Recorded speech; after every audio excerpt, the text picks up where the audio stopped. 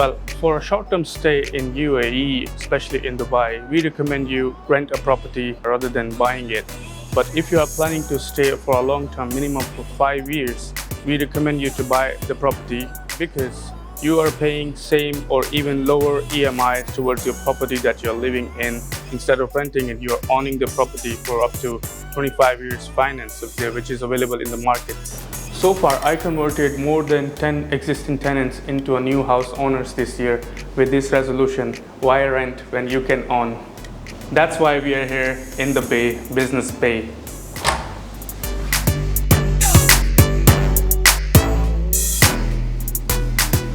My name is Wasif Aftab and I am a senior property consultant in Rocky Real Estate Dubai. We have ready to move in 1 and 2 bedroom apartments in the heart of Business Bay. For more information, feel free to contact us here.